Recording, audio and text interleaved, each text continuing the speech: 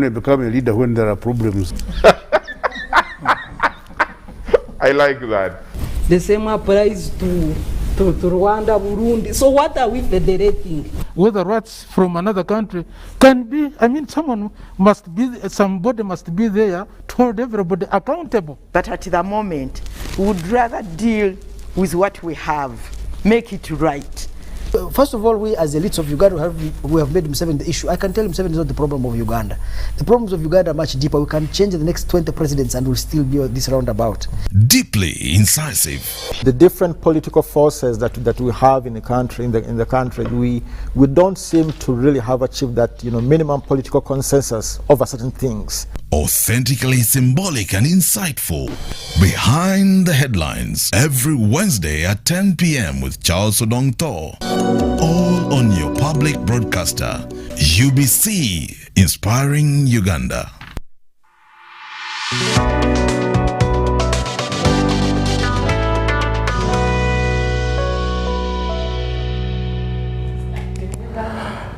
A very warm welcome this evening, this Wednesday, the 28th of, is it 28th or 29th? Of June 2022. And welcome to Behind the Headlines. My name is Charles Odong-Tho, your host. And this evening, we are going to be taking a look at what has just ended and, bringing in a number of dynamics, a number of pillars, if you like, or limbs to the discussion. We are talking about CHOGM that has just come to Kigali, to Rwanda, just next door here, and with it a lot of issues. We are talking about political stability, economic stability. We are talking about international relations. We are talking about business.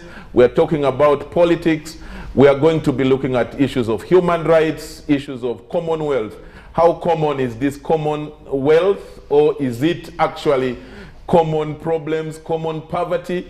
To discuss all this, I have a lot of, several experts in the room and on Zoom. Here, we are going to be having Honorable Wilson Kajwenje, MP for Nyabushozi. He is here at my extreme left. Honorable, you're most welcome back to the show.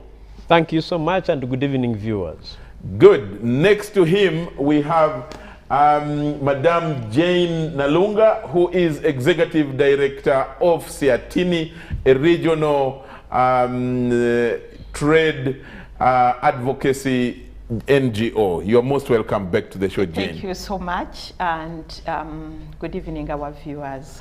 Next to her, we have the Honorable Ojara Martin Mapenduzi, MP for Bardege Layibi. He has just come back from Gulu, where they are right now sensitizing people, of course, alongside Kajwenje as well, on the parish development model. Honorable, you are welcome back to town. Thank you, sir, and good evening, viewers. And finally, in the studio, we have Executive Director of the Center for Constitutional Governance Council, or Dr. Sarah Birete, who is here with us in the studio. Sarah, you're most welcome back. Thank you, Charles, and good evening, viewers. And online through Zoom, all the way from, some people say it is Chimaka, others say it is Kimaka, depending on where you come from. We are going to be joined by Professor Kasaija Apuli from the Department of Political Science, Makerere University. Is Professor on already?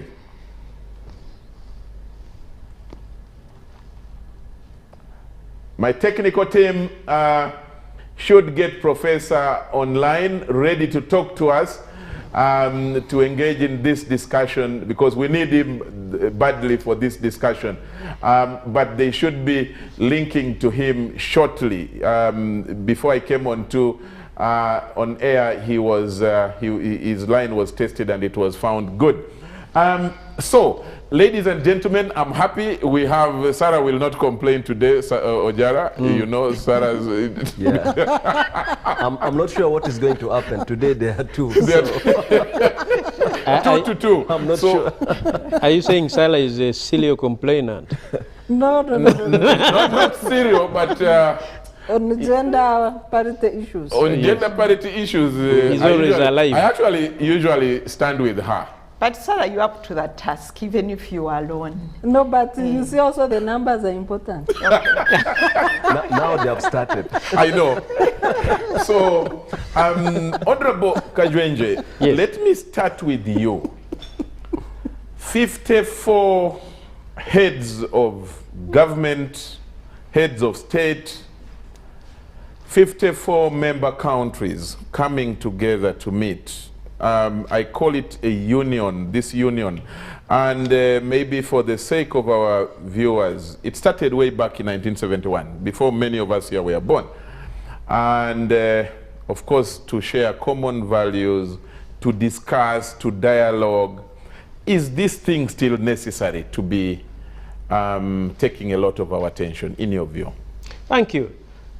Very good evening once again to dear viewers. The Commonwealth, or what they call CHOGM, Commonwealth Heads of States and Governments, a conference, a gathering of heads of states and governments whose history is that they are former colonies of Great Britain. Of course, that is rather an unfair and unfortunate history, given that you have subjects of exploitation, people that were subjugated, people who were inherently exploited for over, some of them over 100 years, coming together, and they are including a former colonial master amidst themselves, and they say they are common. Nevertheless, I guess we have to look at the advantages that come with that. First, that defines who they are. In current circumstances, it is important that whatever brings you together, you take advantage of it. And that advantage can be trade, advantage can be any relationship that brings of any strategic nature. So the Commonwealth heads of state and government has become so important diplomatic activity on the calendar of all those former colonies of Great Britain, and they come together to talk, to share experiences, and of late to innovate, to think of strategies for stability, to enhance and promote economic tourism, if you can say, to promote tourism, to promote trade, to do deals, to do business, employment, but also to promote the beauty and uniqueness of the host countries. This conference, or you call it it's a conference of some sort, was hosted in the Republic of Uganda in 2007. And it left a lot of bitter taste. Well, that is if you choose to see that. But it also left us with very good infrastructure. It also promoted our fauna and fauna. It also opened us. It left us with hotel rooms. It left us with a modern society than we were before. And when it came here, the Queen herself came. In fact, it has been her tradition that whenever CHOGM is held, convened in any member state, the Queen attends. I think now we see that she skipped the 2022 Commonwealth that was supposed actually to be held 2 years back, but because of the COVID pandemic, it was held later. So there are multiple benefits to that effect, but that's the background. And I want us to say, as East Africa, we see that in less than 15 years, the Commonwealth has come back to the region. It was last year in 2007 in the Republic of Uganda. It has now come back to the East African region, less than 15 years ago. In fact, if it weren't for COVID, it was going to be 2 years earlier. Okay. So what are the benefits, in my view, if I can delve into that? An opportunity to bring together leaders of the 56 now family members to talk together before the heads of state meet. Of course, there are a beehive of diplomatic and other meetings that take place. So business communities, workers, women, youth, innovators, all people come together and share ideas, share ideals, ink business for that case.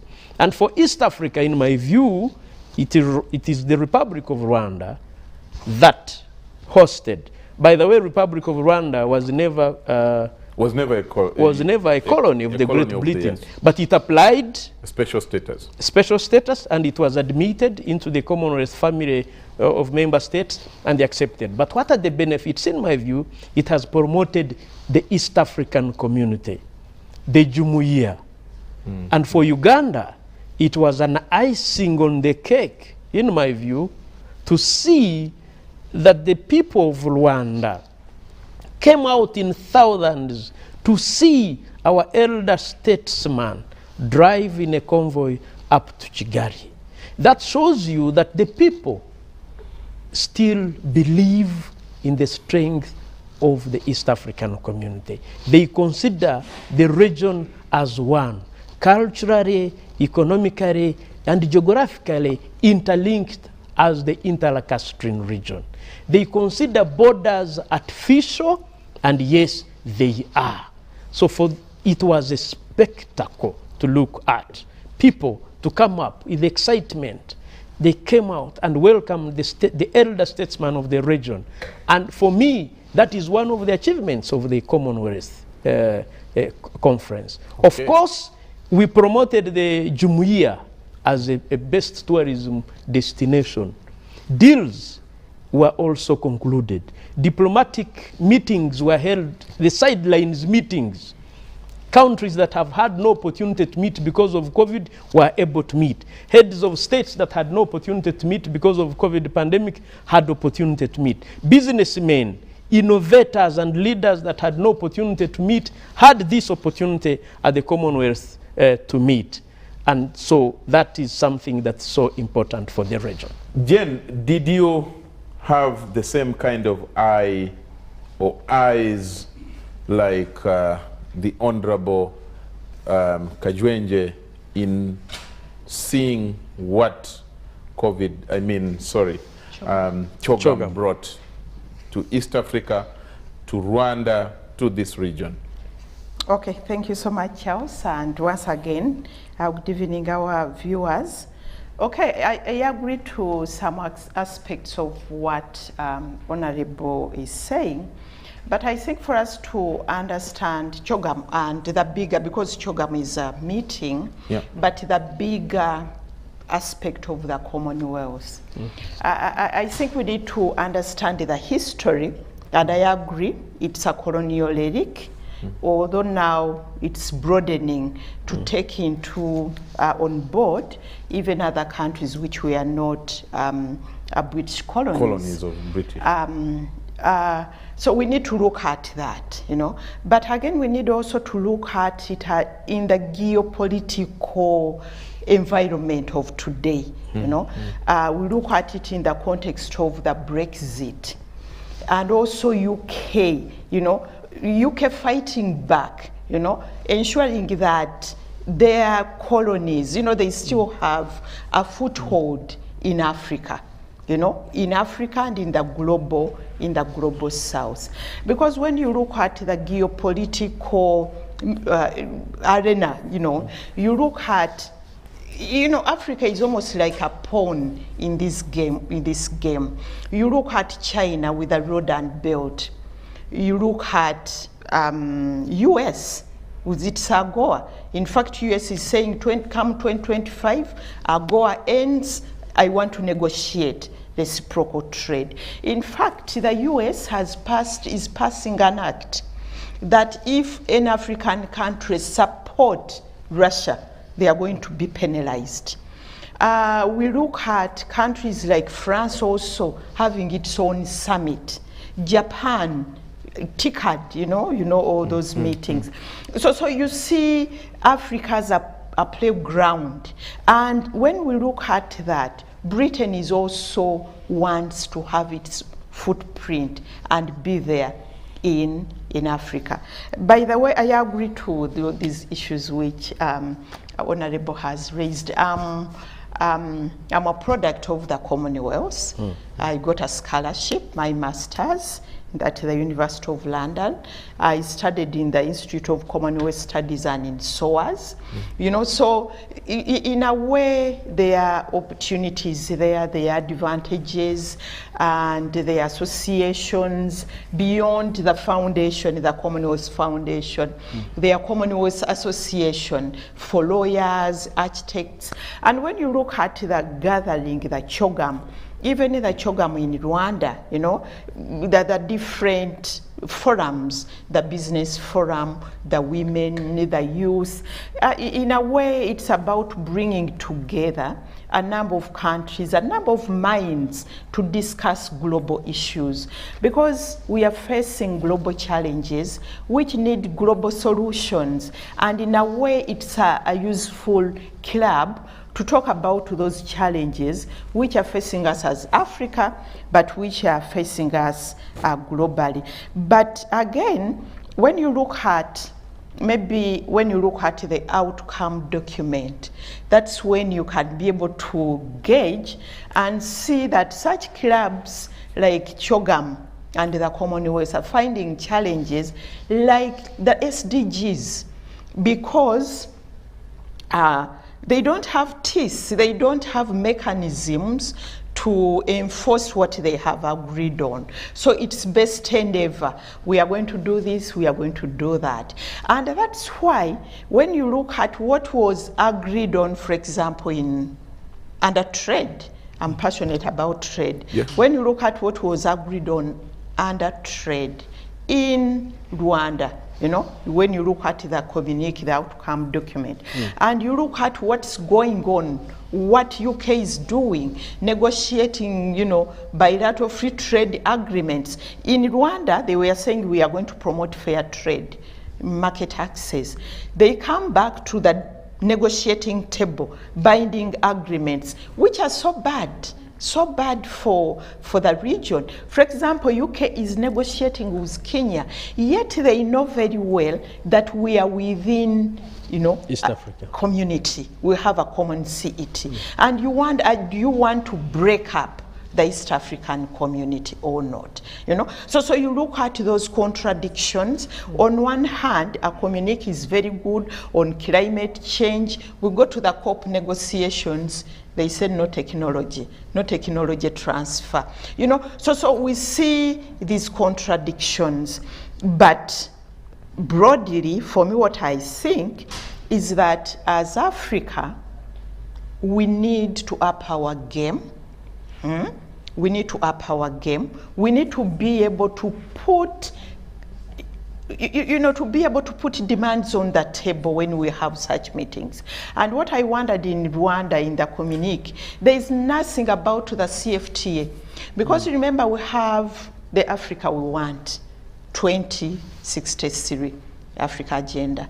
And the CFTA, the Continental Free Trade Area, is one of those key instruments for us to be able to trade internally, to structurally transform our economies, you know, but nothing was said about it. And I'm not blaming the members of CHOGM, I'm blaming African countries who didn't put on table what we want. You know, so you look at all these contradictions, you look at Africa, you know, being at the receiving end, because there were packages for vaccines, for access to medicines and all that, you know. So again, Africa is on the receiving end, not a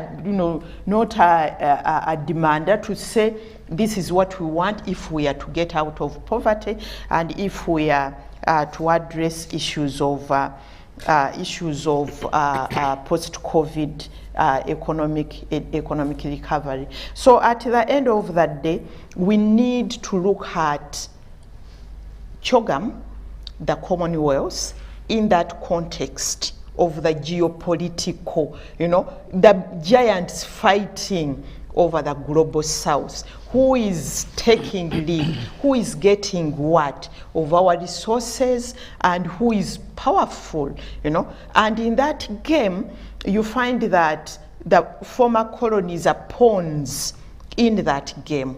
And we need to be aware of that. We need to be able to up our game. We need to be able to stand strong and demand our rights and be able to protect our resources. Thanks a lot, Jane. Honorable Mapenduzi, is it possible that a poor man can up their game? How can a poor man up their game? The poor man being an African state or an African assembly, most times we are a union of poor people, whether it is Rwanda, Uganda, Kenya, Tanzania, Burundi, Congo. You put us together. Apart from natural resources, we are really poor in terms of wealth at hand. How can, and we are fighting each other and bickering over small things. How can we up our game in order to stand up to these powerful people, the former colonizers? Is it possible in your view? Charles, we are not poor. We are not poor because we are not. Poverty lives in the brain. It's not how much we have got in form of material, in terms of cash, but I think it starts with the mindset, the correct mindset, and that has a lot to do with how we look at this organization, but also how we prepare. And that precisely answers the question you put it. How do we prepare as a country so that when we have such an event, we are able to take full advantage, and the next day we are able to celebrate that look, irrespective of how it was organized? These are what we have been able to take home. I think that is where we need to do a lot more. Yes, in 2007, we had CHOGM here. There are many stories that came. There are positive stories, but I think in a way what became a lot more prominent were the negatives. The stories that were not very good. The stories of mismanagement, the stories of, there were a lot of things that came. I do not want to say that probably there were no positive parts. Looks like in Uganda, sometimes we pay a lot more attention to the things that are negative, maybe. Or they dominate. Yes, or dominate. And the moment we have a society that spends a lot of energy talking about, negativity and all that, then we lose focus. We begin to miss a lot. But let me say this, my brother Charles. Right from the time this organization started, and this goes back to around 1931, when the Westminster Statute came into force. Of course, there has been a lot of transformation. There are positive strides. There are a lot of positive, transformations that have taken place. In 2007, when the Queen was giving her address, she used a Ugandan proverb. She called it a Ugandan proverb, which says, those who work together warn each other. And I think she wanted to pass a message that this arrangement is to keep every member state cautious about the lives of the citizens, the affairs of their respective states. And so the question is, how cautious are we as a country? Do we stick to the principles? Because when you look at the Harare Declaration, and of course from the Harare Declaration, there were countries that were suspended because they were not meeting the standard. the set standards. Things to do with democracy, things to do with good governance, things to do with human rights protection, and I think Zimbabwe was the first to be suspended, and then Fiji was suspended, and then they went ahead and suspended, I think, Pakistan, or there were a few countries that were suspended. But even the recent one, the most recent that we had in Rwanda, I think there were so many different groups, powerful lobbying groups, civil society organizations that kept on raising alarm on the question of human rights, violations and all that, and many of them were raising concern that Rwanda as a country appeared not to be meeting those standards, and they kept on saying, look, if you push having this event in Rwanda, you would be creating a lot of questions around integrity and all that, and whether, but I think all in all, there are a number of principles, there are a number of requirements through the different declarations that the Commonwealth, that CHOGM has been able to put in place. The question is, how do we stick to the rule of the game as a country? Do we implement those decisions? In terms of whether the citizens are able to benefit, the common man and woman, I think that starts from what is discussed. Because when you look at the statements that were issued by the communique that the aides of governments came up with, there are many critical issues that were discussed. Things to do with how to manage the post-COVID period, but also how to make sure the countries, the member states, prepare adequately while sharing resources and knowledge so they can be able to tackle issues to do with COVID and the future. But there are also many things like climate change and dealing with trade and the escalating prices, and there were many issues. So when you look at all those issues, then you get to know that the meeting was about the plight of the common man and woman. The question is going to be how each country will go back and translate those talks into what the citizens can begin to reap from. The other thing which is key is the question of trade negotiation. How, because as she said, there are many structures. The business forum, women forum, the youth forum, so many discussions. Our business community, the business people from Uganda, how adequately did they prepare to go and negotiate? Because at the end of the day, this is an association of 54 countries with a population of about 2.5 billion and a collective GDP of about, estimated at about 13 trillion US dollars. So if the member states are committed and are willing to honor that commitment and create an environment that appears to be fair to all member states, then issues to do with businesses and trade will be promoted. So I think Uganda as a country should pay a lot more attention to how we are able to get in terms of creating business opportunities. And just as the theme for the Rwanda meeting, how do we connect?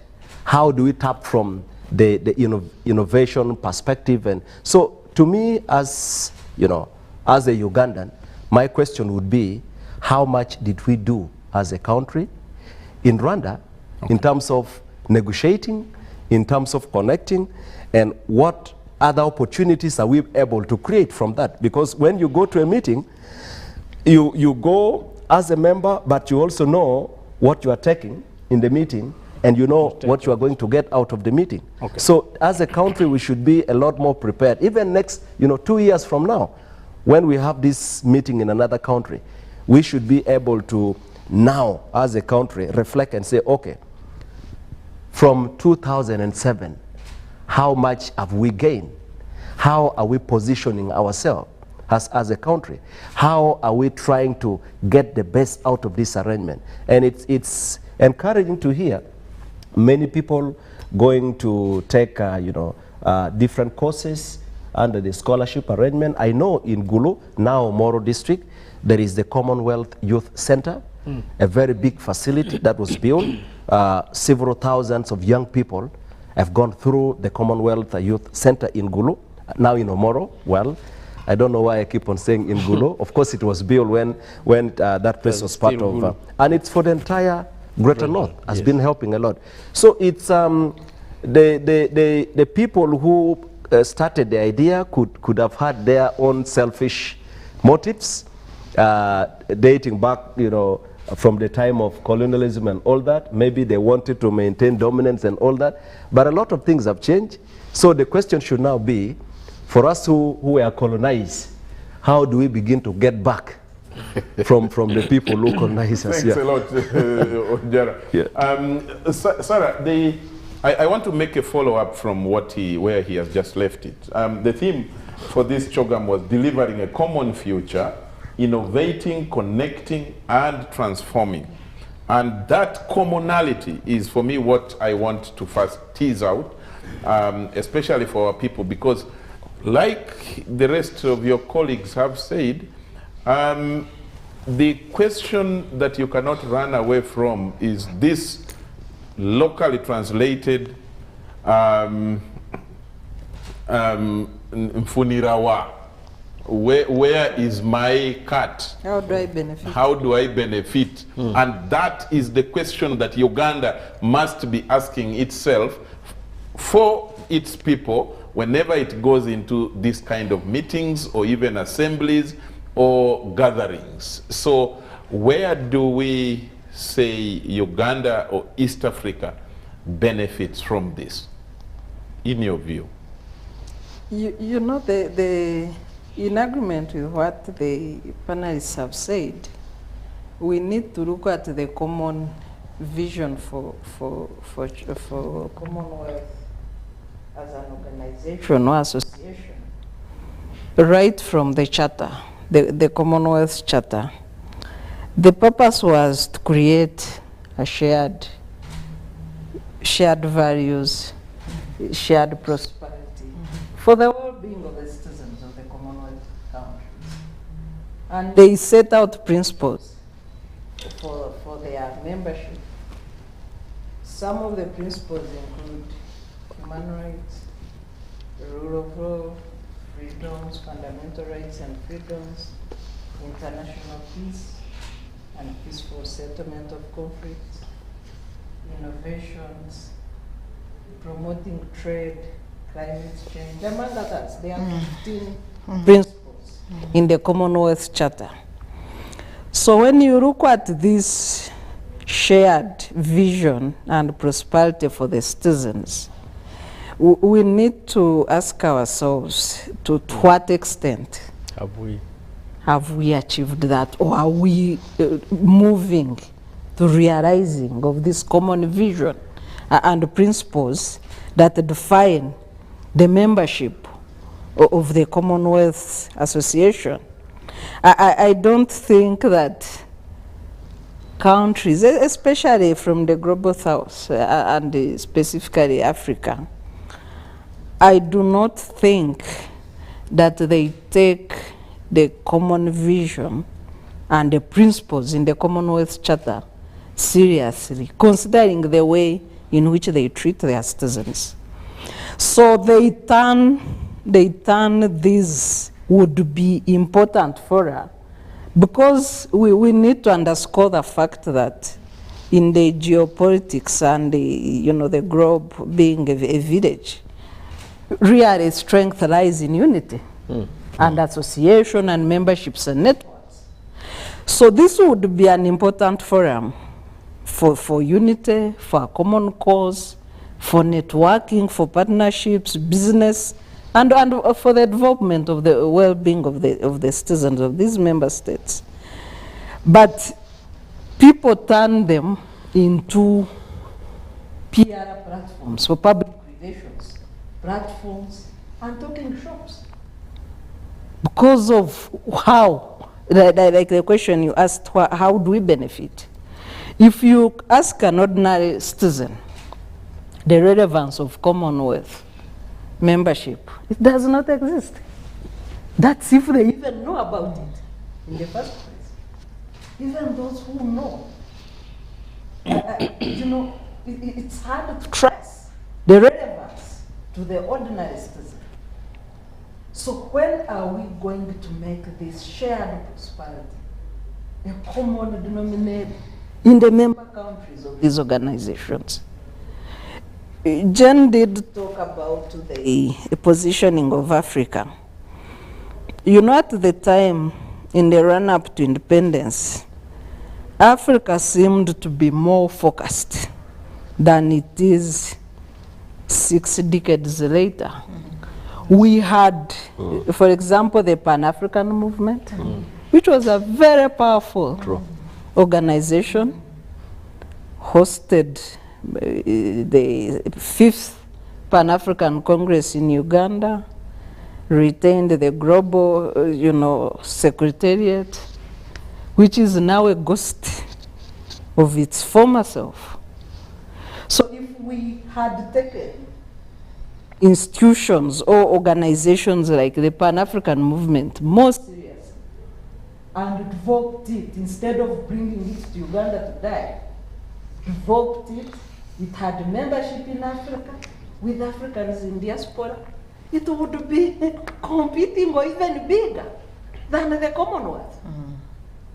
But do we take ourselves seriously? I do not think so. Another very important platform is the non-aligned movement. I know that that one is more visible as compared to the Pan-African movement. And Uganda is campaigning to become the chair. No, is hosting, has already won the rights, I think. No, they are hosting is, yes. One Yes, but you need to be voted to be the chair. So we are lobbying for that. You have to be the chair of the non-aligned movement. But how non-aligned are we? What extent are we non-aligned? No, but these are the hard questions that we must ask as citizens. To what extent are we non-aligned? And what do we benefit from that so-called non-aligned, which seems to be more artificial in our case, and that's my personal opinion. So we have, all these groupings are important, but also bringing the debate closer is important. Organs like the East African Community, the International Conference on Great Lakes, to what extent do we make them, you know, meaningful to an ordinary person? To me, that's my dilemma really. As to the benefits of hosting, the hosting comes in with improved infrastructure, improved business partnerships, but also an influx of foreign exchange. The money that comes in from these member countries that is spent in the country, you know, balances the foreign exchange of that host country. And if the country was more organized to follow up, then you would reap many more benefits from such an event. Okay. How about the? I want us to move ahead a bit into some of the practical, realistic occurrences that have taken place. For example, we say we are supposed to have a shared value, shared vision, shared prosperity. But you had the common complaint, cry by the president, and we knew it was true, for just vaccine, you know? And our so-called common allies denied Africa vaccines. And that started the discussion of whether this commonality is really shared. Kajwen, you want to respond to that? I mean, any one of you should. Okay. Well, first, how do we deal with that kind of selfishness? Or is it what for lack of a better one, either selfishness or greed or whatever you want to name it? That's what I would start thinking about. How do we deal with that? First of all, it would be wrong for us to sit here and think that somebody else is planning better for you. For starters. For starters. And I also don't belong to a school of thought that only looks at complaining. I belong to a school of thought that looks at every organization, every gathering as an opportunity. And people need to know that Commonwealth CHOGM does not stop at hosting. There is a Commonwealth Secretariat that implements all the decisions taken. And with all the mechanism, with all the structures to make sure whatever was agreed upon is put into practice, and building on that to the next CHOGM, to the next CHOGM. Africa, unfortunately, most members of Commonwealth are from Africa. Well, at least the southern, the south of the Sahara. The other commonality that we have is that we speak the language of the Queen. In my view, we can take advantage of that. We are able to speak across the continent. So we can look for what we gain out of that, or we use it for the benefit of our own selves. Post-COVID scenarios, post-COVID dynamics, Africa is at the receiving end. Should we be there? Absolutely. I don't think so. And we cannot blame, in my view, we should not be blaming Europe, we should not be blaming the selfish colonial masters. They were never meant, in the first case, to be giving us. They are meant to be taking from us. So the African leaders, ourselves here, we should be putting in place mechanism to make sure, first and foremost, that we have a joint voice. We have a common voice as East Africa. It is not, and when you see President Museveni fighting over and over again for the integration of East Africa and Africa, it's only once you have a common voice that you would be heard. So when Britain negotiates with individual member states, I agree they are not supporting East African or African integration. But now that we do, we should disregard that and only promote joint interests as East Africa. So as East Africa, if we had a research center, if we are developing a vaccine as a community, and we go to negotiate as a community, not as individual member states or partner states, that would be the most ideal. So the onus is on us. Are you suggesting, and I want to invite any of you to feel free, with respect and decorum to interject where your colleague is making a point. Are you suggesting, Honorable Kajwenje, that in the case of the example that Jen raises, where Britain is negotiating with Kenya on individual basis and bypassing the East African community, that perhaps Kenya should be the first to say, no, we are coming as a team? Yes, but I am actually not suggesting. I am actually not suggesting. I am saying Kenya at the moment is the chair of East African community. But you but Honorable, are you being realistic? Let's just pick two examples. One is the invasion of locusts. Yes. East Africa failed to come together to deal with the locusts.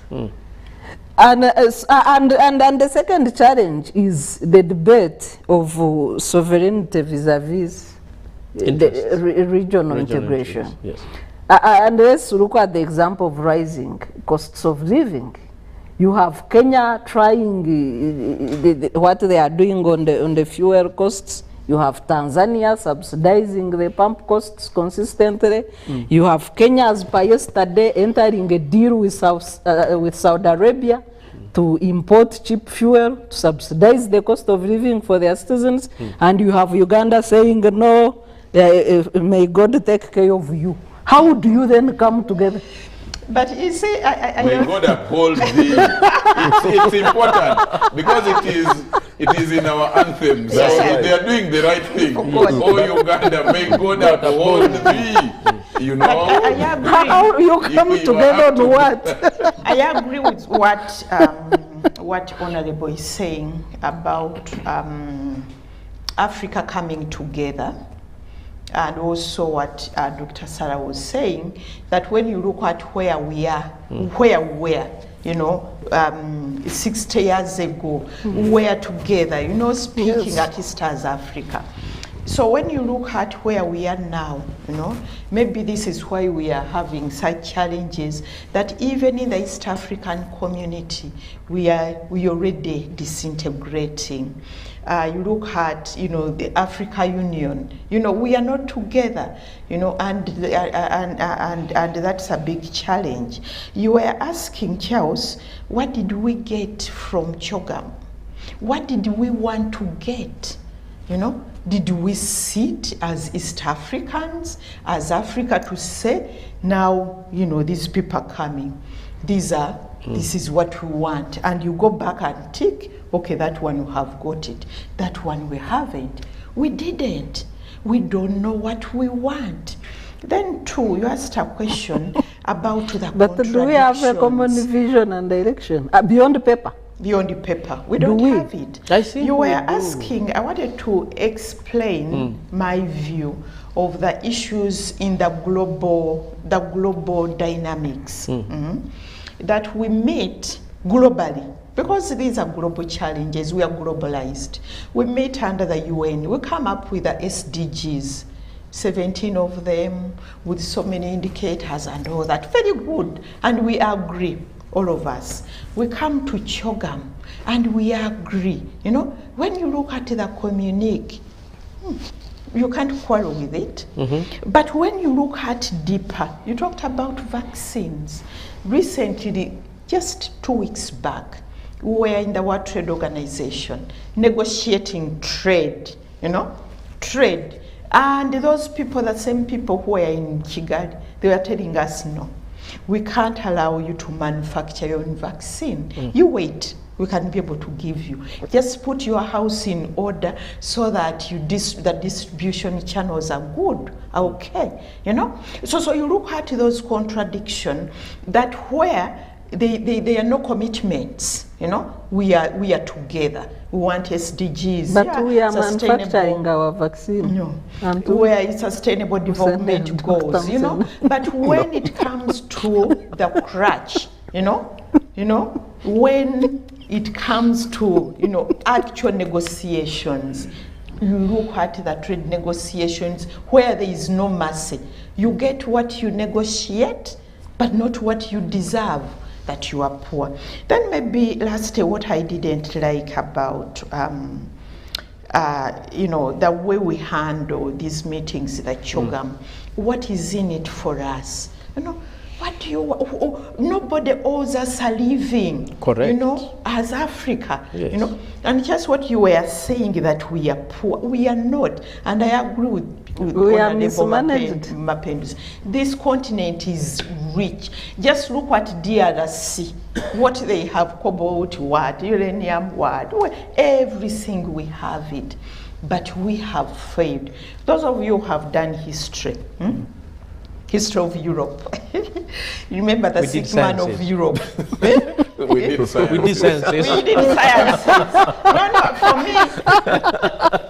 For me, I have to be truthful, I did history. Yes. Whether you are chasing me out of here, out of Uganda, we don't know, you know, but we need to understand these issues. So you remember that sick man of Europe. Yeah. You know, Africa has consistently been delegated to the sick man of the world, you know, and that isn't good. We need to change that. When you look at, even when they talk about the Ukraine war, Russia and Ukraine war, they are talking about Africa dying of hunger, famine. I was telling them in Geneva that no, don't talk about hunger when you are talking about Africa and the Ukraine war. We have our own food. We don't eat bread, so you know, we eat our cassava, we eat our millet, we are not dying of hunger. But you know the way it's depicted, that because of that war, we are dying, you know. So for me, I think but Madam Jane, the chair of African Union was delegated and indeed took a trip to Russia to meet Putin to negotiate for grain. By heads of state of Africa. But you see, Dr. Sala, 60% of our land in Africa is arable land. Arable, you know? And you are talking about going to Russia to negotiate. No, but did it happen or not? It did, but was it right? It's a crisis of leadership. Was it right? You know? It's a leadership crisis. It is. And I think that should be the focus of our discussion. How do we get out of that crisis? Well, first I would think too many meetings are not very good. Because when people have so many meetings, sometimes they end up probably coming up with what Dr. Sari is saying, because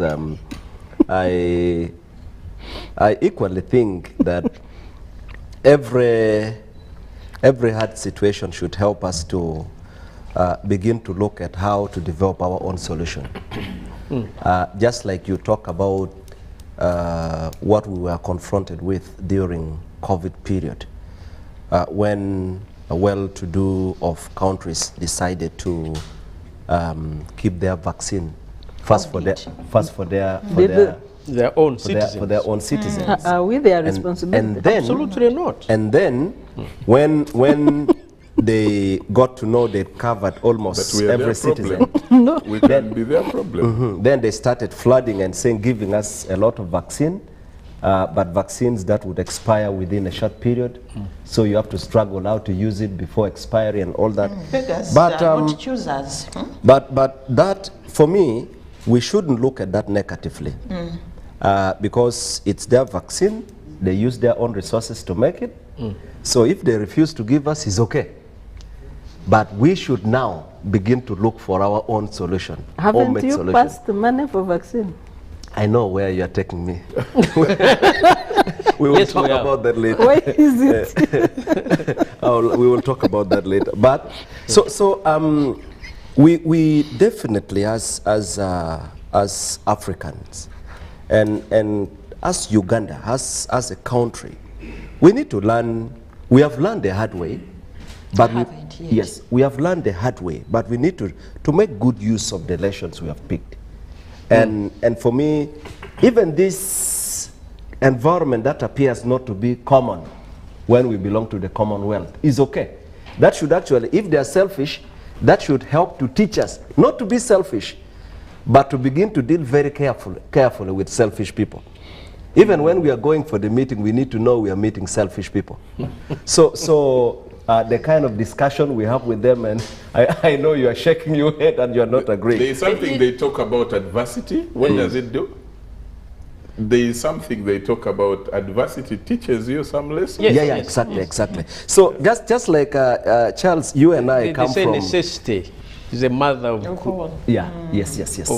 invention. Exactly, invention. You and I, who come from near Massishon Falls, we know life in the jungle. What it means. There are animals that unite when they are chasing food, and the moment they have got it, they don't care. It's their fight.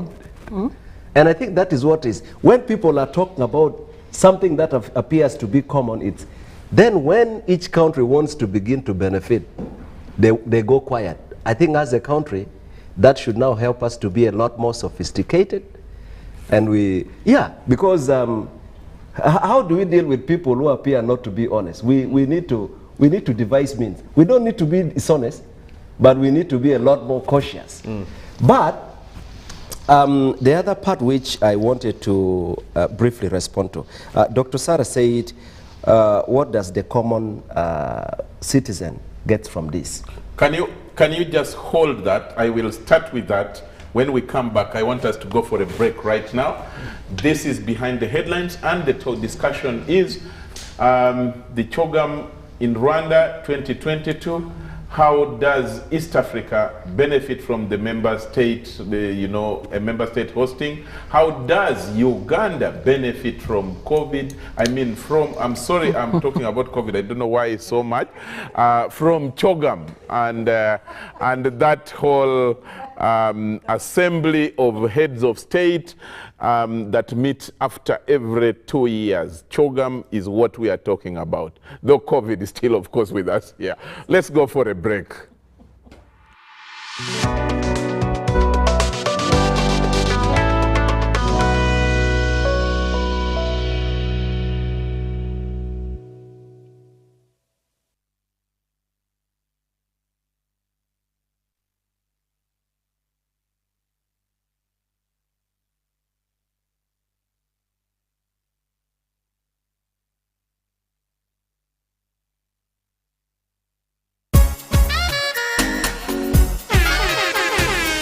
Amabara gange ninyo kawaga Pamela amananu gali banzara masindi baitu nyikara kagoma maganjo so nkabandao nyikaliye ninkore byange at home nyara a landline number calling ya MTN so bunyakwasire nkajya kolona gamanze Zahara Toto, I'm calling you from MTN ohangwire motoka.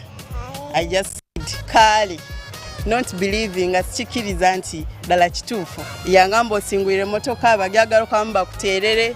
So I'm so happy. Thank you MTN banange, it is real byamananu si byafere. Waka with MTN Mama Nyabo. Simply deposit 20K or more on your mobile money for a chance to win 3 Toyota Succeeds and money to 2,000 lucky winners every week. We're giving away 24 cars and over 2 billion shillings of mobile money. Are you a player in the tourism sector with a struggling business following the COVID pandemic? UDB, in partnership with European Union, is providing financial assistance to businesses operating in the tourism sector. You can access subsidized loan with grants, loan with a tenor of up to 5 years, free business advisory services, and free environmental impact assessment. Visit www.udbl.co.ug/call for applications to apply. Deadline for submission is 31st October 2022 at 5 p.m. For more information, please call 0414 355 509.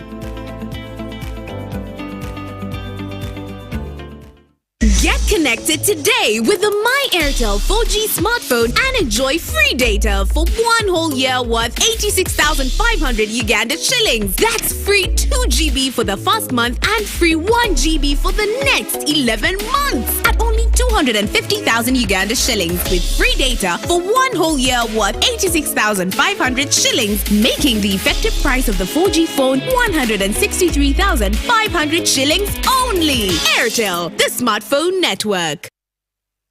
Do you need data collection services, data analysis and reporting, monitoring and evaluation systems? Then contact Multi Technologies, a professional research firm that has provided many organizations with timely research solutions for over 15 years. For more information, visit www.mt.co.ug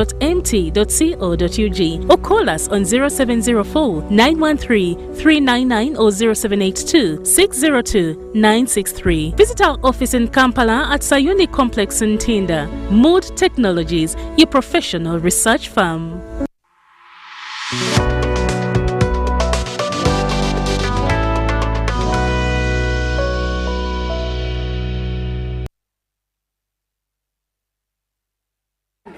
Welcome back from the break. This is Behind the Headlines, and this 29th of June 2022, the half the year is coming to an end, half of 2022 by tomorrow, and we are going to be entering starting the second half of 2022.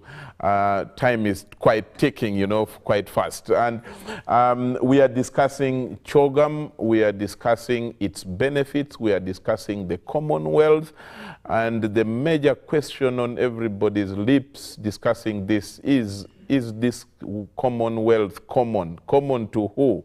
And is it still relevant? The club of Commonwealth leaders, when they go to sit and discuss, what do they bring back for their people? And that's the question that we are trying to discuss. Thanks so much to the gentleman who reminded me that Charles, that talk about the saying about adversity is that it is the mother of invention. Then there are those who say adversity is the mother of progress. Adversity is the best teacher. That's what someone told me. Thanks a lot and for helping to remind me about those. I'm told my technical team are telling me that Professor Kasaija is online. Professor, are you there? Yes, Charles, good evening. Prof, how are you? I'm good, how are you? I'm well, thanks. It's a while since you last spoke in public. I don't want you to say that COVID again. What should I be saying? Because there is enough technology to make you talk, so COVID shouldn't. But Prof, you're welcome to Behind the Headlines here on UBC, and we are discussing, you know, different limbs around the issue of CHOGM. Is it still useful, a club? What does it benefit ordinary common citizens around you, around us here in Uganda? And, you know, the relationship between CHOGM and all these geopolitical dynamics of today. Talk about East African community. What's your take? Well, first of all, good evening, Charles. I'm not able to be in the studio because I'm in Jinja. I have two assignments, one at the National Defense College and then, of course, the Senior Staff College, UPDF. So that's why I've not been able to be in the studio. Now, what is the relevance of the Commonwealth? Well, it's a club of 56 countries now. Not really all of them former colonies of Britain, but it provides a platform to discuss various issues, trade, development. So it's no longer about the British Empire, but rather it's more and more about a platform to provide, you know, the leaders with the wherewithal to sit and discuss developmental issues affecting the world. So when they meet, and they came up, of course, with, there were different meetings on the sidelines of the main heads of state meeting. The one for the youth, you know, the one for the women, the one for business. The people's space, which is an important one, I shouldn't forget.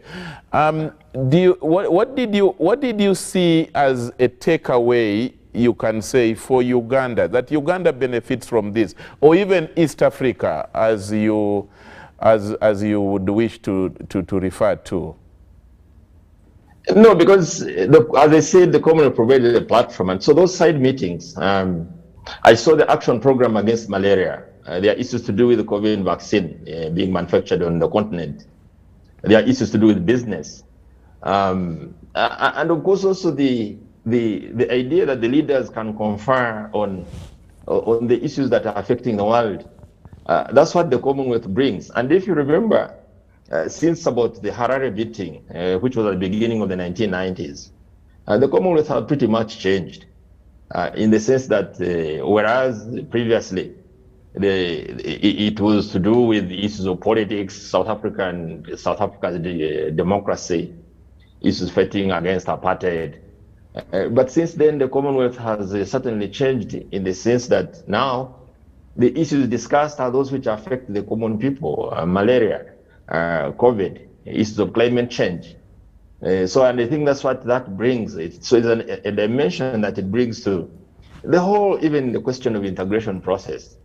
The very virtue of the fact that the Commonwealth was held in Rwanda, that in itself should be a plus for East African integration. We are 7 countries in the arrangement now, and 2 of us have held the CHOGM meeting, or have hosted the CHOGM meeting, Uganda in 2007 and now Rwanda in 2022. So that in itself casts the spotlight on the region, and more so with whatever is going on, as you may know, that provides really, a spotlight, focuses a spotlight on the region. You talk about spotlight on the region, and there are issues of human rights that usually form, some of the main discussion points. Human rights, of course, there is talk about gender-based violence, but there is at a national level and the discussion of common values. How do we respect human rights in our own region? Then the spotlight on regional stability, political stability. You cannot get economic stability if you are not politically stable. Does that offer us, this sitting offer us any example or lesson as East Africans, looking at even just the integration, bringing in Congo, and then hardly before the ink dries on paper, we are disintegrating in terms of fighting each other. Look, if we go into the issues of human rights, whether we respect them or not, there are debates out there. Was Rwanda the best choice to host the CHOGM with issues around its human rights record and all that has been reported? The problems in Eastern DRC, the problems in South Sudan. So would it be the best place where to have a meeting like this? But I think that in itself also, I think, speaks to the fact that then, as a region, we need to focus more on the problems that are being raised, and I think this is what this meeting provides. That at the end of the day, the common values that we are talking about, the issues which affect the world today, there has to be a conversation, and that in itself may lead us to improve the governance systems and improve on our integration arrangements. So I think this is what this meeting really would mean, and that's what I would want it to achieve, that we improve in the areas which are being highlighted. What type of format? And I just wanted to ask you some of those questions in order to bring you up to speed with your colleagues in the studio here. In the studio here, we have the Honorable Kajwenje from Nyabushozi. We have Madame Jen Nalunga from Siatini. She's heavy on trade issues. We have Honorable Ojara Mapenduzi, MP from Gulu. We have Sarah Birete, and they had already started as we were trying to put right the quality of your network.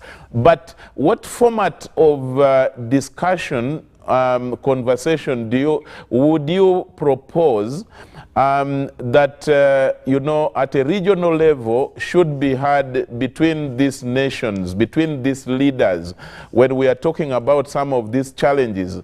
And I'm taking it from, I was watching the press conference at the CHOGM, and there is this interface that President Kagame had with the BBC journalist, where President Kagame challenged the journalist, and asked, what you are not the type to lecture us Africans on values, on human rights values. We have our own. So is so what is that kind of our value that we should, maybe we should start, if you say we have a conversation, should we start saying that we have different values from the global south? Is that what we now should? No, Charles, look, human rights are human rights. There is no human rights for the North, there's no human rights for East Africa, human rights for Africa. Human rights certainly will be human rights. But I think what President Kagame is pointing out is that this idea that you can lecture us, you can tell us what is right, if we don't do certain things the way you want us to do them. I think this is what President Kagame is meaning, because we've had instances in which we have been lectured to do this. For example, there are issues to do with the fourth generation rights now, the rest of the LGBTQ, LGBTQ plus. We are being told we have to respect the fourth generation rights. But again, you know that as Africans, we do have our own way on how we view lesbianism, gayism, and all these other things. So this is the thing, this is the drift which President Kagame is trying to take. So look, you respect what we stand for, and we respect what you stand for. But as far as human rights are concerned, certainly, the human rights are universal. Okay, let me bring back first, Honorable Professor. I hope you hold the line and stay with us. Yes, so that you can engage freely. If you feel free to engage freely. Honorable Jara, before we went into the break, had wanted to touch on what, in his view, is a benefit that the local person gets from CHOGM, for example. Honorable Jara, I had interrupted you. Thank you, Charles. I was getting back to what Dr. Sarah stated, talking about what kind of benefit do the citizens, local citizens, get. And for me, I look at benefits in different ways. Direct or indirect. And direct, in this case, I am putting it under what the citizens would get immediately, you know, as what comes to them directly. And if we are talking about that, then we will take a lot more time to talk about it, because you may not be able to immediately see that. But if we are talking about indirect, and in this case I'm putting indirect as the benefits that come from the discussion, the impact of the discussion, not immediate, long term, maybe after a few months, after a year or so. And I'm putting it here in terms of what the head of state for Uganda discusses with other heads of states, what engagement in terms of, you know, at a business level. So definitely, the common man and woman in Uganda gets the benefit. Because if there are trade negotiations, if there are talks around fighting malaria, if there are talks around creating opportunities for the citizens and all that, at the end of the day, the citizens benefit from it. So and of course, this is high-level engagement. And so when we have high-level engagement, you don't expect to have immediate impact the next day. It takes time. But my emphasis on how aggressively are we going to pursue some of the agreements, the commitments, how do we make follow-up? So that if there are business opportunities in the UK, if there are rooms or windows for more export, how are we going to pursue that so we begin to see an impact in the course of the year or so? So there are obviously benefits that you may not necessarily see, and you see having such meetings are very important.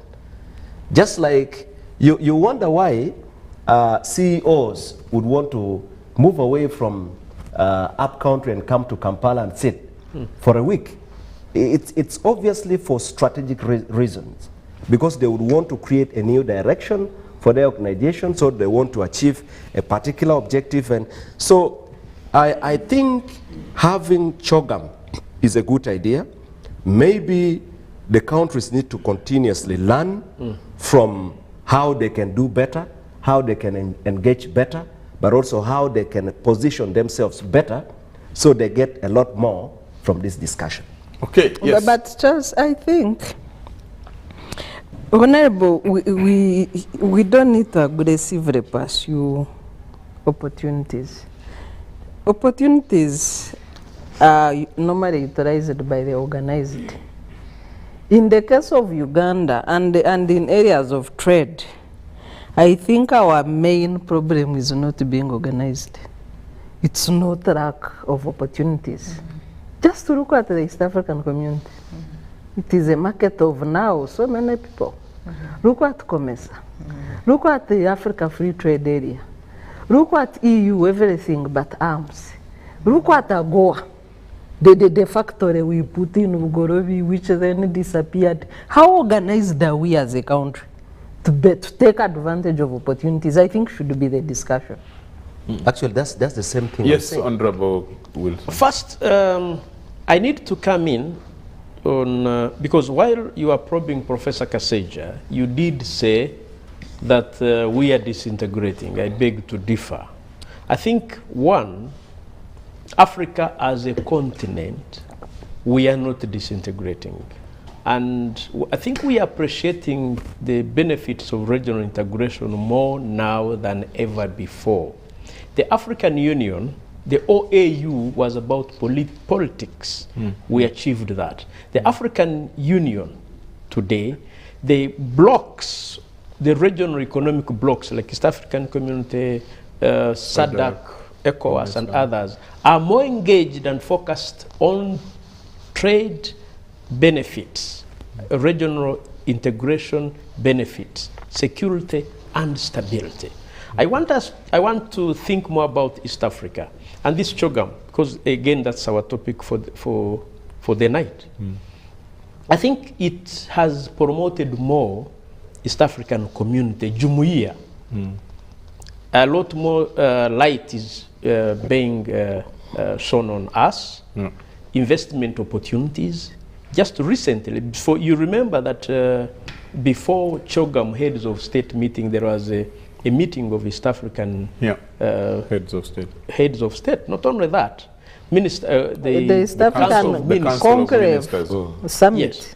I think as a region, for me, I am a positivist. I'm looking that we are focused. And of course, you might come in to say, but there's war in the DRC. Please, we did not promise that there will never be challenges. I think the issue is that when challenges do crop up, that there should be a solution. Absolutely. We have innate ability and capacity to confront and solve the challenges. And for me, that is a moment you realize that we are growing stronger and stable. That problems come up, but we are able to meet as a region. I was so happy that when war broke up again in the Eastern DRC, that tried to water down the excitement that we had witnessed with coming on board of the DRC onto the East African family. Straight away, the chairperson of the East African community, President Uhuru, was able to convene a conclave, and you saw with enthusiasm the attendance, the interest, the optimism. Honorable, after the summit, our border to Nagana got closed. That is not open. Again, you see, I said if you choose to see the Professor is laughing. I wonder why Professor Kaseja is laughing. He's approving. Then you hear that. He's laughing approvingly. No, guys. Professor, can we share in your laughter, sir? No, because look, I think Honorable Kajweng is right in the sense that nobody has ever promised that we will not have issues. Across all the 8 recognized regional economic communities, there are issues. Central African Republic, Mali, Libya, of course DRC, Somalia. So we have issues. But I think we should not focus more on the aspect which Charles is trying to, Charles is trying to shape or to frame the issue that we are disintegrating. I also want to say that I don't think we are disintegrating. There are issues to do with integration, which we can work on. The specific issue of Eastern DRC, for example, at least for the first time, and the Honorable Kajurenge will know, when we had the issue of M23 first, in 2011, 2012, 2013, the International Conference on the Great Lakes region was very pivotal in trying to get the dialogue going, what came to be called the Kampala Dialogue, and the subsequent declarations of Nairobi that we got in December 2013. So I think what the EAC does and what the conclave did to try and see how we can intervene as a region in Eastern DRC and try to find a lasting solution. I think that's how integration is supposed to work, because you remember there are two aspects of integration. Some people think integration promotes peace, and presumably that's why we have been very happy to admit countries which clearly are in trouble politically, South Sudan, Rwanda, Burundi, and we have seen that what integration can do. But also, what Sarah was raising on the issue of what happened after the conclave, have we seen action? Well, as they say, the taste of the pudding is in the eating, or the taste of the eating is in the pudding. I don't know whichever way you want to put it. So let's wait and see. Let's wait and see what the chiefs of defense have in store. What I know for a fact is that there is supposed to be a concept of operations, how we deploy an East African force. There has been this disinformation which was been going around that we are going to deploy as an East African standby force. That is not absolutely correct. It's not true. This is not going to be the East African standby force, which is under the African standby force. This is an East African force, self-help, coalition of the willing.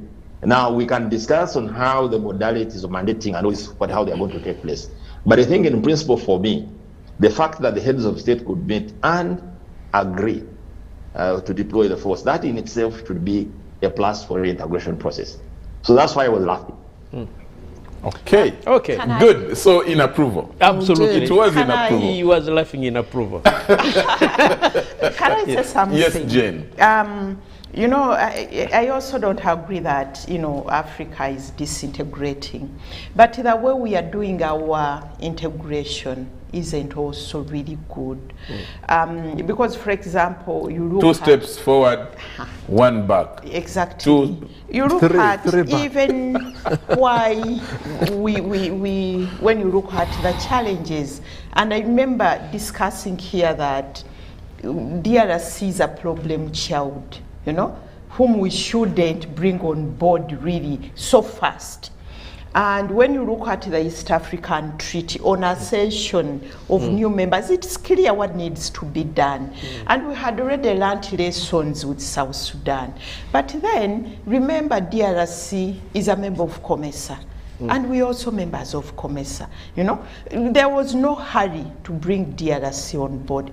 And when you look at, it was UNCTAD which came up with a regional integration report, saying that one of the challenges facing Africa when it comes to regional integration is the spaghetti bowl. You know, this country belonging to that regional groupings, and then to that, because, for example, DRC belongs to COMESA, DRC is SADC, belongs to SADC, DRC now belongs to ESC. You know, the issue even and belongs to ECAS. And belongs to ECAS. ECAS, yes. And ECAS also. Even the human resource to be able to undertake all the commitments, the royalty, you know, it doesn't make sense. Yet we already had a tripartite, you know, working on it, you know, between SADC, COMESA, and ESC. So when you look at the way we are rationalizing our regional integration, sometimes it's more political than economic. And I think we need to look at that. Then the issue which Dr. Sarah has raised about trade, you know, we need to organize our trade, our production and trade. She has talked about all those markets which are there. You know, the opportunities are there, but we need to take advantage of them. The other day when we were discussing the issue of Ukraine, the Ukraine war, and that the soap has gone up because we don't have palm oil, because soya bean and sunflower is coming from Ukraine. Eat cassava. I was saying, really? Professor is saying eat cassava. Hey, really? I know. Why don't we, you know, how long does it take to grow sunflower? Even wheat grows, 3 months. even wheat grows in Soya 3 bean. months. Kamara used to grow wheat. So you look at Wheat. that. Yes. I like. You So know, so we are here lamenting about the Ukraine war, about cooking oil. Can you imagine? Yet we are growing sim, we grow sunflower, we grow soya bean, and we are saying because of the Ukraine war, the cooking oil has gone up. You know, that lack of organization, I just can't believe it. You know, so I think again we need to up our game. We need to organize our production. We need to organize our trade. When we go to all those meetings, by the way, Honorable Mapendus, for me, I don't mind the meetings. It depends on what you want from them. What are you demanding from? If they don't make sense, don't go there. Let the meetings be there. But if you know, I'm going to that meeting, these are my demands, this is what I want to get out of them, we wouldn't even be discussing here, what is in it for us? What did you want to get in the first place? Correct. You know, what were your objective to be there? What did you want to achieve? It's a matter of saying here that, you know what, we went there, we wanted to achieve A, B, C, D, we got A only. Next time we are not going to any CHOGM. Or next time when we go there, we Charles, see how we position but ourselves. even if you got A, that is good enough. Yes, Professor. But what I'm saying, when you know what you want to achieve, you can be able to assess and see how far you have gone. I have seen our delegations going to meetings when any destination is good enough. Whatever you get, you know. Jen, Professor wants to weigh in on your on your submission. Yes, Prof. I think Jen is raising a very important issue to do with the multiple membership or multiple memberships in these organizations. If you look at the 55 African countries, I think it's only 2 which belong to one region economic community. I think that should be Namibia, and I think there's another country, I think Angola. Must be Eritrea. It doesn't belong to any. But the rest of us, we belong to 2 or more. Or more. Now that complicates the lives of people, because you duplicate programs, you duplicate obligations, you don't have money to pay. In some of these organizations, in fact, even I've seen our own country where we've had difficulties in terms of paying, and we're in arrears because we belong to many of these things. So there is that complication. And then interests also collide. The other time we had failed to Interests also collide. Yes, so the rationalization, but of course these are political decisions. When we join this organization, it's a political decision. It's not an economic decision. It's a political decision, and I think we leave that to the sovereign authorities to determine. But I think what we need to debate is whether it's really sustainable for us to be in these organizations, several of them, where our memberships become unwieldy. So that's one part. The second part, the point which Jane is raising, on how we need to look for alternatives. And the war in Ukraine has shown what globalization actually is. That this is a war which is taking place very far from us, but we are feeling the effects of the war. At the beginning, I remember we were having a conversation and people were telling me, said, no, this war is very far, it is not going to affect us, but it's affecting everybody. So we need to come out, and when we say we need to, it is everybody. Because that's what I wanted to raise with Jen, that when you say we need to, so who is this we? The we is who? It should be all of us. I mean, we should have a consensus at the country how we want to move. Sure. Now, I have seen countries, for example, Egypt, which depended wholly on wheat from Ukraine and Russia because they're having issues with bread. And now they are thinking of alternative to use potatoes to make bread. Yeah. So now, why wouldn't we also? The president has told us very clearly that we don't need to eat bread. First of all, it's not healthy. Thank God they don't eat bread. I like cassava. So the president was preaching to the converted. So then why don't we also it has promoted cassava. look at that alternative?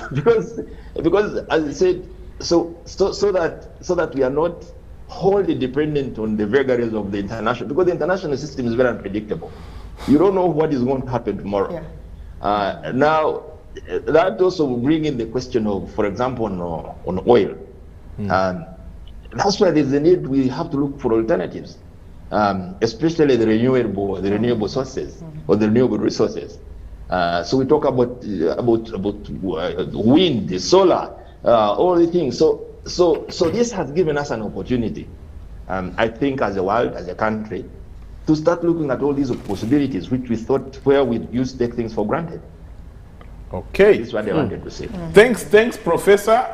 On that note, allow me bring in, we are talking common things. So someone here says, Charles, I thank all of you for this Commonwealth sharing. For me, I am called Siska, a common woman from Arua City. But I am not understanding what this CHOGM is, since it happened in Uganda in 2007. Please, can you make it in full sentence such that I can say something also that I'm serious to know it, because these things of common at high cost. What is CHOGM in full? Now, CHOGM stands for common.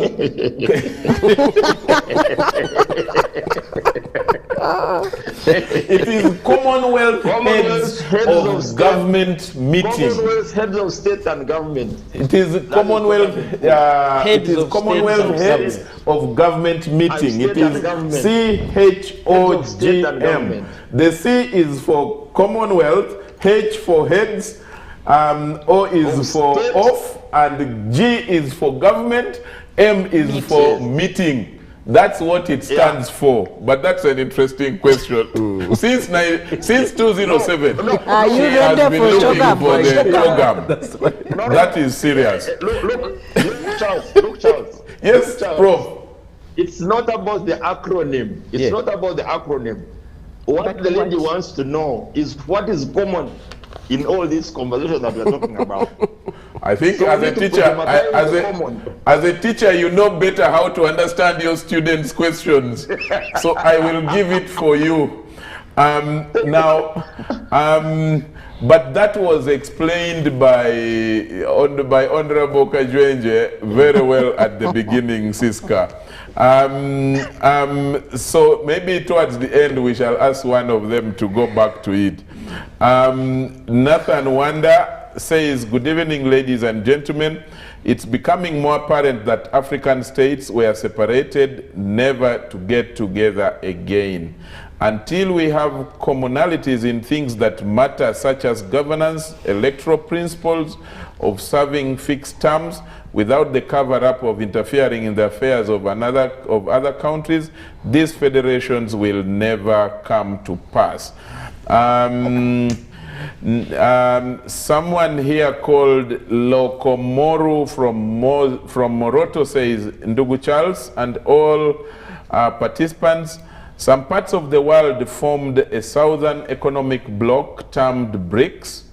Is CHOGM having such a feature and a future, or they are only tourists? Is it too long now running in, is it now running in circles? That's from Moroto.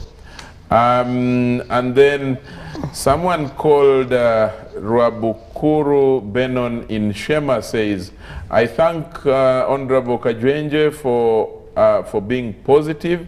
African countries are competing amongst each other instead of complementing each other.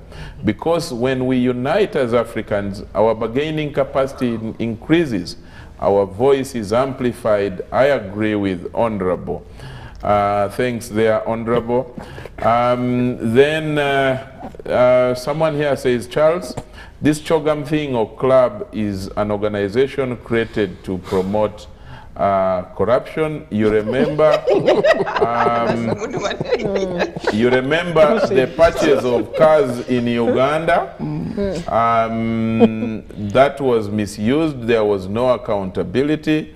This is bad. If heads of government meeting really is heads of government meeting really about the common man, or they how comes if it is about the common man they don't drive taxis and Toyotas that are manufactured?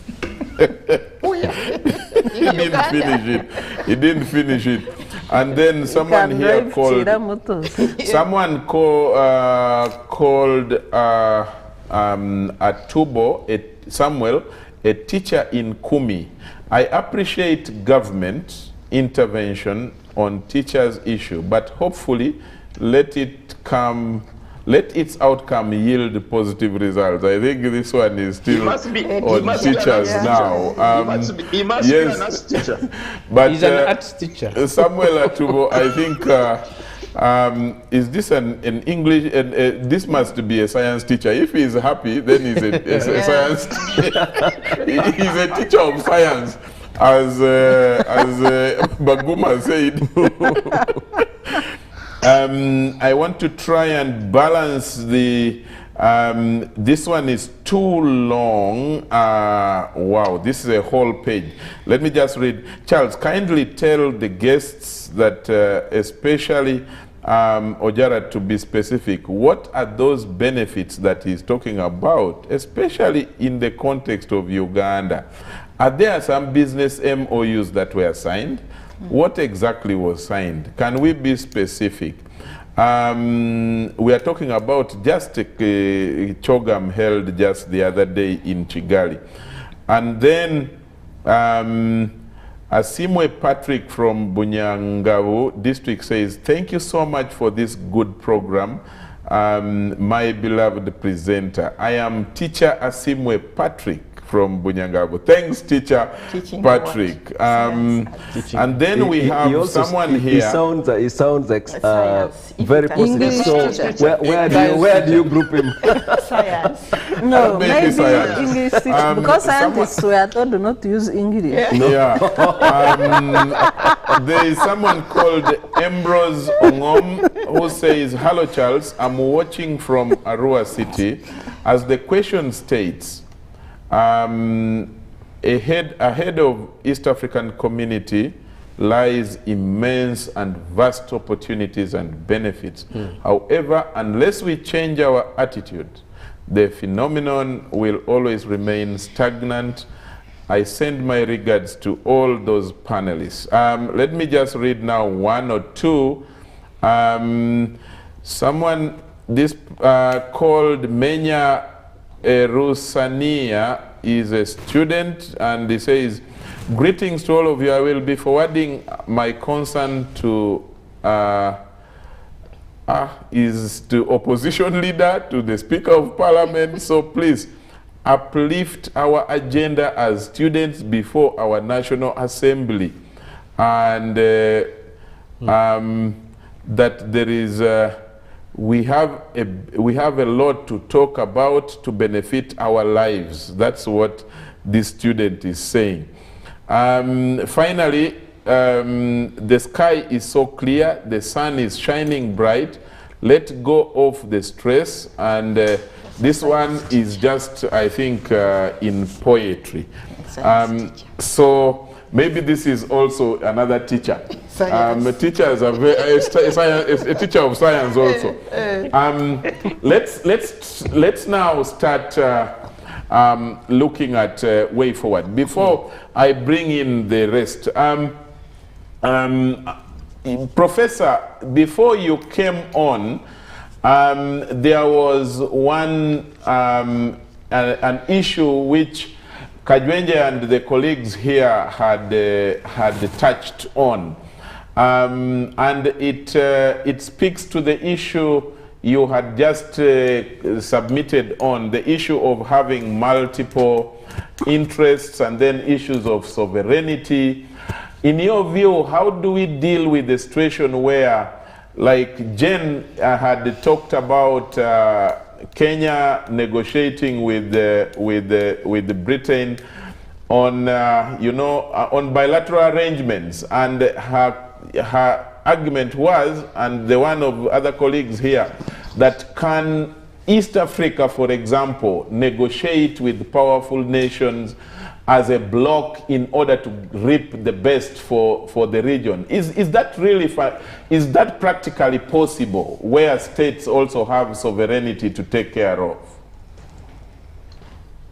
I think that's a very, very good, very, very good question and observation, because we have had issues. The East African community is a community of member states.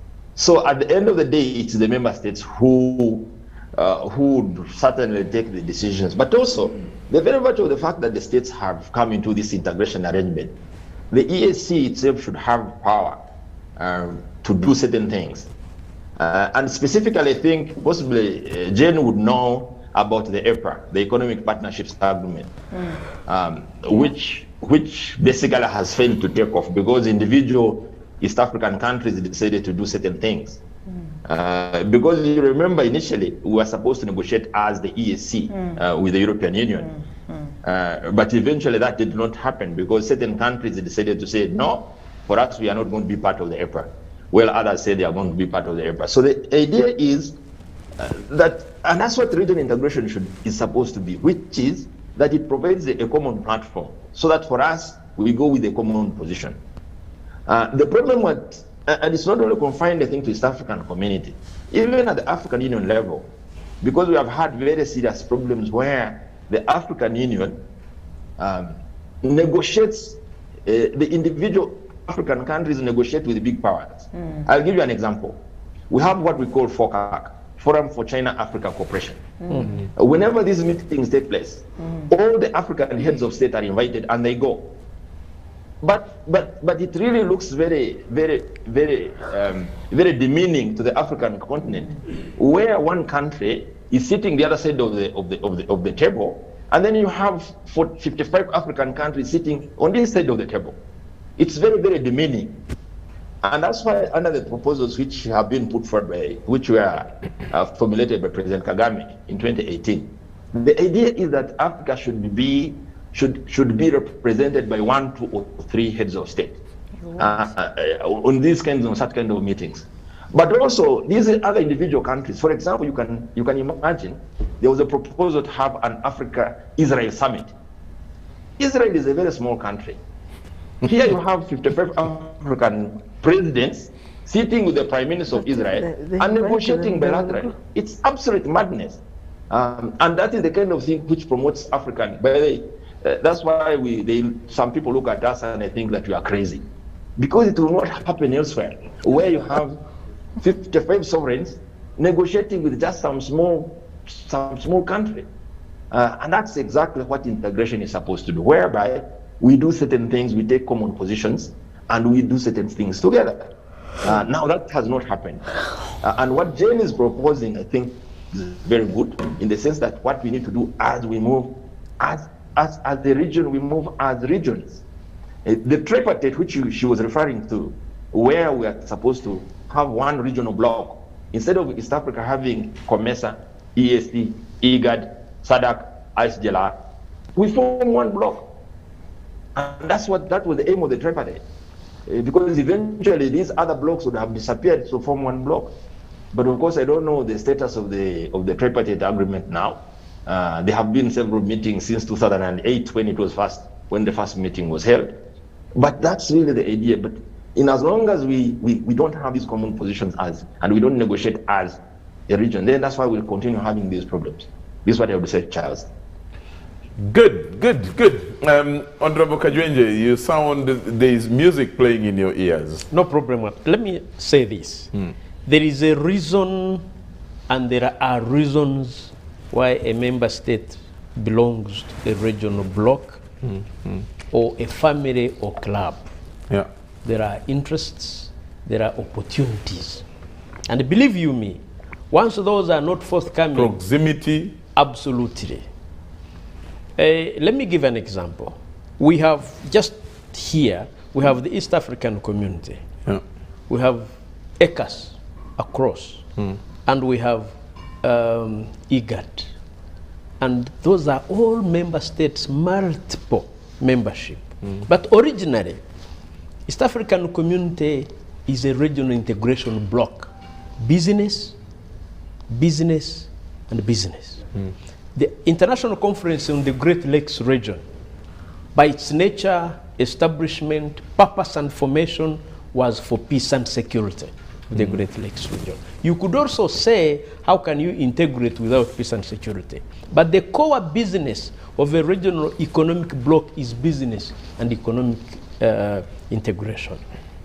IGAD, the way it started and metamorphosed into that, it had its own objectives.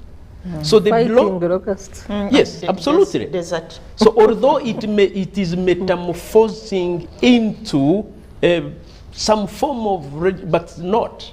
But all those groupings have their, maybe what you would ask is like, you would say, why is Tanzania, for example, belonging to SADC and belonging to East African community? Far away. The question would best be answered by Tanzania, not Wilson Kazwengi here.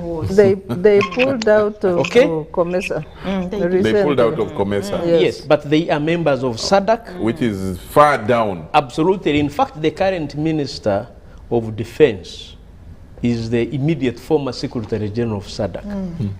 So that shows you how rotated that. But it is for member states or partner states, for that case, to answer for the reasons why they are there. But I can tell you, once what took a member state to belong to that family ceases, they come back. Now for Uganda, where I am proudly Ugandan and shall always remain, I can tell you, we are in IGAD.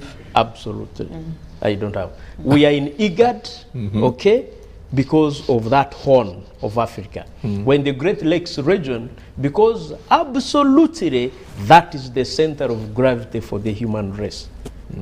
I am happy that it is out of the Great Lakes region that now you can see East African community extending to Matadi, from Mombasa to Matadi, for security, for stability of the Great Lakes region. And Uganda has been a guarantor of peace and security in the Great Lakes region, as you know very well the role President Museveni played in Burundi, and the stability that we have enjoyed here, the peace that we have enjoyed here. Of course, somebody will say no, but I can tell you has been used as a springboard to bring on other member states. So don't mind. I agree with Professor Kaseja. I can... Kazwenge, there will be people who will dispute what you are saying. This peace and security here, some people will dispute that. Some people? Yes. Yes, but most people will agree with me. No, we'll need to interrogate that one also. We'll need to interrogate it. But maybe also, just one point, Charles. It's okay. Professor, why would the people disagree with Kajwenje on that? Charles, you know as well as I do that, you know, these are very subjective. Peace is a very subjective thing. What you may call peace, because also it depends on the definition of peace. Peace is defined both positively and negatively. Negative peace is defined as peace without violence. Positive peace is peace with justice, peace with reconciliation, peace with development. So Kajwenje needs to be very clear. What sort of peace is he talking about? I'm talking of positive peace, certainly not negative peace. I'm talking of a peace that is without violence, that brings stability, economic transformation. Sarah, can you answer? Sarah, can you answer Kajwenje, please? Sarah, go for it. Why not? You know why the professor is tickling. poking you on no negative piece? Because if you talk, relatively we can say Uganda is peaceful. Absolutely. But we had the war in the north for 20 years. We were still saying peace, Uganda is peaceful. We have some sketches of instability in Karamoja and on the border in the southwest. We are still saying Uganda is peaceful. So is the Kalmajongo Ugandan? No, is no, it but peace relative? No, I am coming. I'm building my point. Is the Kalmajongo Ugandan? Is Yes, peace relative? Is and then when you go to the absence, the unrest in town that we see, the skirmishes of violence, is it peace? Like what we witnessed during elections that caused the loss of 54 Ugandans in Kampala and the countrywide people campaigning in bulletproofs, is that peace? Yes, it is. Positive or negative peace? It's positive. Actually securing the future. No, I just wanted to make one point. Charles, I needed to respond to a gentleman who gave a question from Arua. Yes. I think Mr. Ongom or somebody. Yes. And he said I needed to be a lot more specific. To the benefits to the common person. And he said... Just reel them off. Because now we are now supposed to be winding up. In his own opinion, he wanted me to mention how many agreements have been. I don't think that is how we measure the success of this meeting. It's much bigger than that. Just as at the start of this discussion, I said, when you look at the statement that the heads of state, the commitments they made. I'll give you a simple example, Mr. Ngom. These heads of states made a lot of commitment in as far as the fight against malaria is concerned. Yeah, true. And for me, that is a very positive step. I'll give you a picture. In May, I got a report from the district health officer of Kulu on the status of malaria. In May, on 8th of May, positivity rate, prevalence rate was at 56%. Yeah. Actually, at that time, 67 districts in the country had serious malaria outbreak. Yeah. And in Gula alone, by 8th of May, 28 people had died. Yeah. All right, just within a short period. And so when you see such kind of situation, and then the heads of states coming together and say, look, there is a problem, we need to deal with this. Okay, but what are the strategies? Was that a discovery? Wait, let me just... Was that a discovery? Can I respond to Mr. Ongom? Yes. Don't respond to him. Hey. Okay. Can violence cease? Okay, I'll ask you two ladies simple questions. Yes. Did the heads of state meet? Yes, they did. Yes, did they talk about malaria? Yes, they did. Did they make commitment? They did. Yes. What is the commitment? Even Melinda. I think the question participated I think Charles, the question was saying, can we be specific? We stop generalizing. Is it money? What is the commitment? Is it medicine? Can you let me finish? How many tablets? Can you let me finish? How many days? Can you give him a chance? Can he be protected? You see, that is again. He is fully protected. I am protected, and I'm not. Don't worry. You are. I'm not worried. You are. I'm not worried because I think we also need to take this discussion a lot more seriously. Because when we lower the discussion to say how many mosquito nets and all that. No, what is the commitment? The point I am driving at is that this is a strategic meeting where heads of state come together and say, look, this is the situation. How do we come together to deal with this? How do we share resources? It's a positive step. That is it. That is Charles, can I come in? You know that if you want to talk about mosquito nets, go ahead. But I have given you the point. Globally, you've made your point. Globally, but the you vaccine. Don't believe it's a point. The vaccine. No, but you have given it as your point. It's not my point. So the vaccine, yes. Yes, there's a vaccine for malaria. So it would make more sense, and I feel the person who was asking the question, it would make more sense if the heads of state were discussing access to the malaria vaccine. But, and that's why the person is asking, can you be specific? He did not say, can you again generalize? He said, can you be specific? So that people have something they I am being tangible. very specific and telling you they made commitment to deal with malaria. The details, you can look for it. That is Let's do 30 seconds each. Professor, we are now winding up. Way forward. I like that. What is our take-off points, Professor, in your view?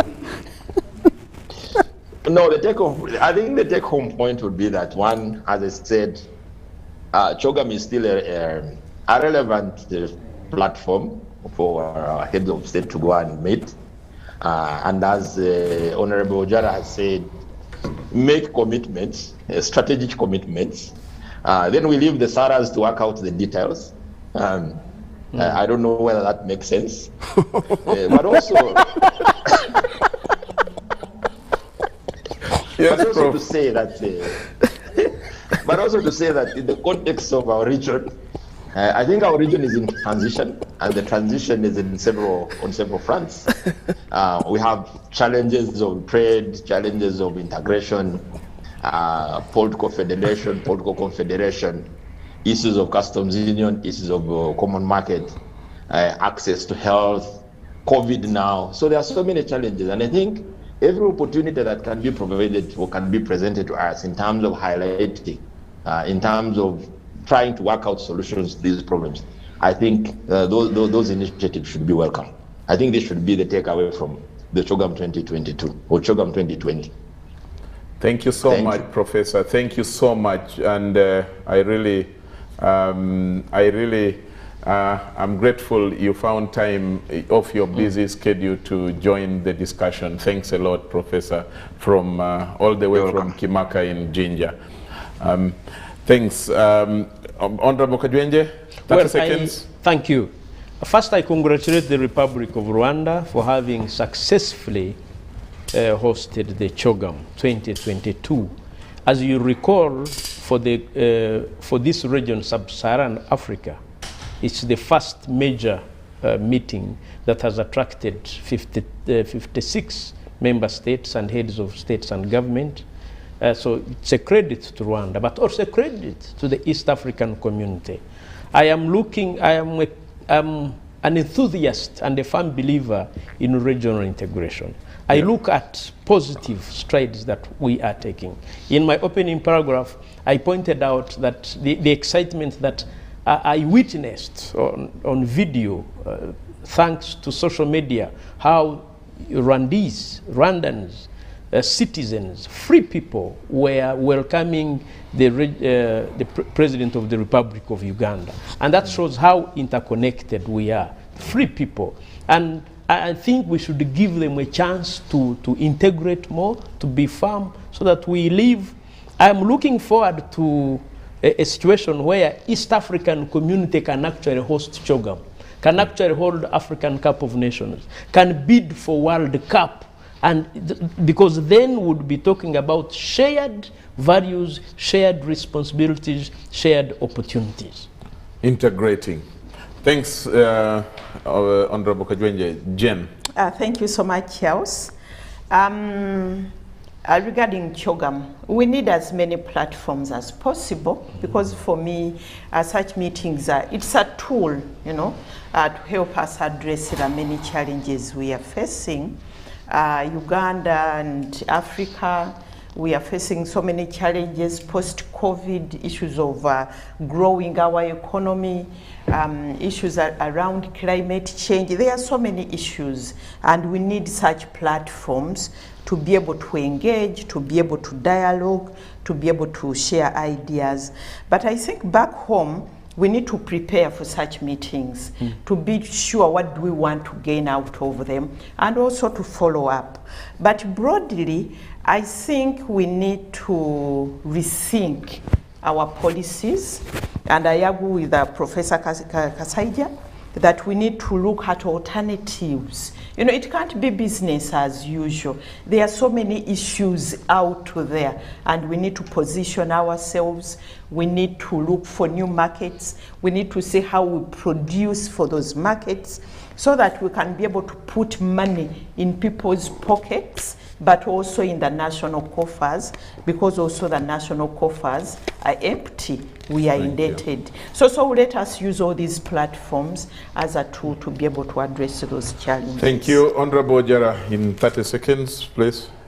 First, I think I was thinking about the statement I made to Dr. Sarah, asking you to go and look for the details. I don't think we will try to look for the details together. You are gentleman. Yeah, but what I wanted to say is that you saw me laughing. I was thinking. Honorable is a gentleman. Right, thank you.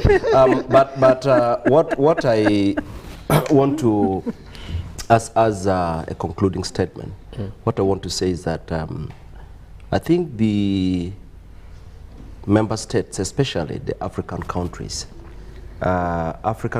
need to put a lot more pressure, try to position themselves better. Of course, there's been a lot of transformation in the, the manner in which the meetings and how new members come in. A lot of changes have taken place, but I think we need to do much more as African countries especially, so we can begin to get the kind of things we desire. And we should also be putting pressure so we create a much better, or I would call it a fair environment, where every stakeholder is treated equally and the voices are respected. But I have a lot of hope that these kind of engagements create a lot of opportunities for a country like ours, and we should look at the positive part. And I think for President Museveni, as our head of state, who went for this meeting, and I think it was good that he went on road. Yeah. I think the excitement that and they put on a mask. Exactly. The mask part, of course, is good to take precautionary measures. But what I wanted to say is that the excitement, you see the kind of morale and the reception he got.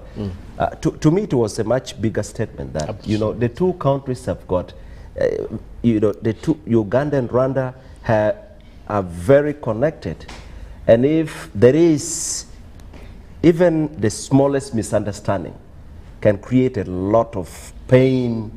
And so what the people of Rwanda were trying to demonstrate is that, we have been a sign of missing, Uganda. And so this is not just After about 4 years. Yeah, this is not just about President Museveni alone. I think they have been missing us.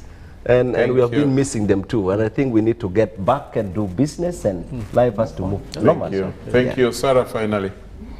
Well, it's good to have networks and keep expanding them.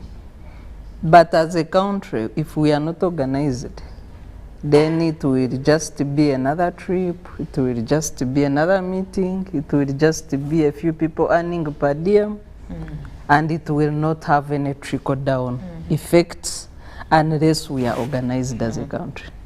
Thank you very much to all of you, and to Professor who has joined us through technology from Ginger. I want to appreciate all of you.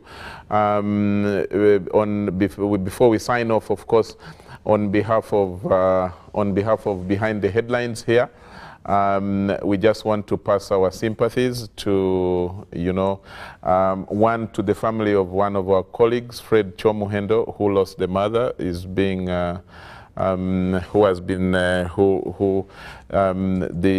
Requiem Mass was yesterday in in Tinder, and one of our managers here, Fred. Our hearts go out to you and to your family, our sympathies to you. And then, of course, again, and sadly for the people of West Nile and Uganda, Muni University, we lost the Vice Chancellor of Muni University, a great lady. I think she was the first professor, female professor.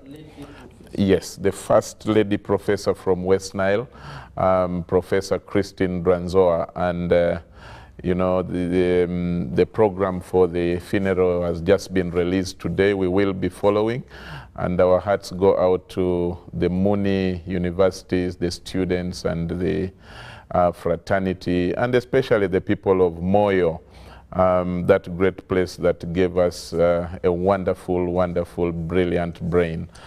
May their souls rest in eternal peace. From the team here, God bless you all. Bye-bye. Good night. Until next week.